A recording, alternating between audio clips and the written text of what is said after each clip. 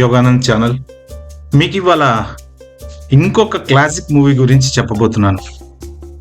పాత సినిమాల్లో కొన్ని అసలు ఎలాంటి అద్భుతాలు ఉన్నాయంటే, మన ఇండస్ట్రీని సడన్గా ఏదో ఒక డిఫరెంట్ లోకంలోకి తీసుకెళ్ళిన సినిమా ఇది. అంటే మీరు ఊహించగలరో లేదో నాకు తెలియదు, కానీ సినిమా ఒకప్పుడు 4 పాటలు, 5 ఫైట్లు, లవ్ స్టోరీలు అలా సరదాగా సాగుతూ, దాంట్లో ఒక కథ, ఒక విలను, హీరో విలన్ని కొట్టడం, హీరో ప్రేమించటము, ఇవన్నీ సరదాగా నడుస్తూ బోలెడ్ సినిమాలు వస్తుండేవి.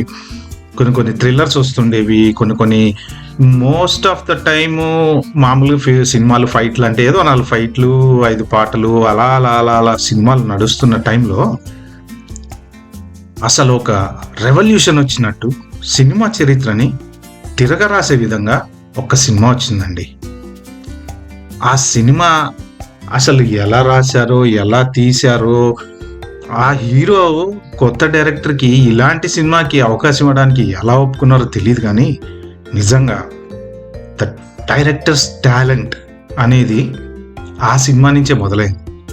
ఒకప్పుడు సినిమాలంటే ఈ హీరో, ఆ హీరో, ఈ హీరోయిన్ అని చెప్పుకుంటారు, కానీ ఈ సినిమా తర్వాత డైరెక్ట్ పేరు చెప్పి సినిమాలకు వెళ్ళడం అనేది మొదలైంది. అదొక కొత్త ట్రెండ్. ఆ ట్రెండ్ సృష్టించింది ఎవరో తెలుసా? The one and only the great director మన ఆర్జీవి గారండి. The great philosopher and director. I admire him a lot. ఆయన ఫస్ట్ సినిమా శివ. మన హీరో నాగార్జున గారు ఏమి యాక్టింగ్ చేశారండి. నాగార్జున ఏమి యాక్టింగ్ చేశారు. అసలు నాగార్జున చూస్తుంటే అలా గూస్ బంప్స్ వచ్చేస్తాయి. ఆ క్యారెక్టర్ కానీ, ఆ నిలబట్టము, ఆ స్టైలు, అసలు ఆ క్యారెక్టర్ నాగార్జున కోసం పుట్టిందా, నాగార్జున క్యారెక్టర్ కోసం పుట్టాడా అనే లెవెల్లో ఉంటుందండి. ఆ సినిమాలో నాగార్జునని ఏ సీన్లో చూసినా సరే అసలు మన నాగార్జున గారు ఇచ్చే ఎక్స్ప్రెషన్స్ కానీ క్యారెక్టర్కి ప్రాణం పోసినాయి. అంటే ఒక యాక్టరు క్యారెక్టర్కి ప్రాణం పోయడం అంటే నాకు తెలిసి నేను ఈ సినిమాలోనే చూసుంటా. ఈ సినిమా మాత్రం అద్భుతమైన సినిమా. ఇది 1989లో వచ్చిన మన తెలుగు సినిమా శివ.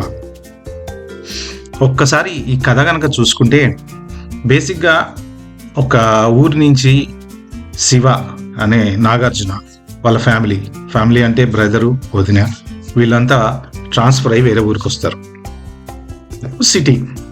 సిటీలో జనరల్గా తెలియదు ఏముంది, అల్లచిల్లర రౌడీలు, వాళ్ళు వీళ్ళు మొక్కలు ఇలాంటివన్నీ ఉంటాయి. అలాంటి ఉన్న ఒక ఏరియాలో వీళ్ళు ఉండటం, నాగార్జున చేరిన కాలేజీలో గొడవలుగా ఉండటం, అలాంటి పరిస్థితుల్లో నాగార్జున ఆ కాలేజీలో చేరుతాడు.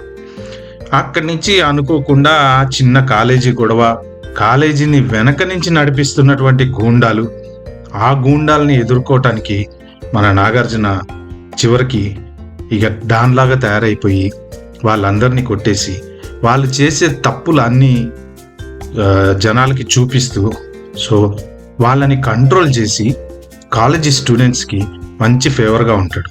కానీ ఇలా జరుగుతున్న సమయంలో అనుకోకుండా నాగార్జునతో పాటు ఉన్న తన ఫ్రెండ్స్ ఒక్కరొక్కరుగా చనిపోతూ ఉంటారు.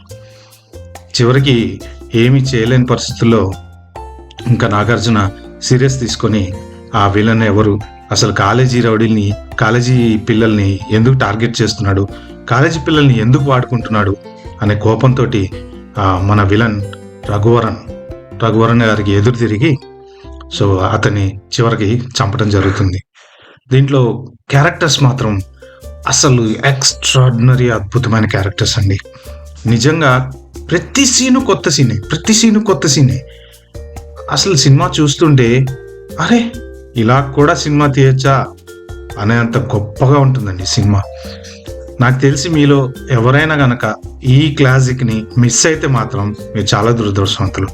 ఒక్కసారి మీరు వెనక్కి వెళ్ళి మీరు చూసినా సరే మళ్ళీ ఇవాళ రోజున శివ సినిమా చూస్తుంటే నిజంగా మళ్ళీ ఫ్రెష్ సినిమా చూసినట్టే ఉంటుంది.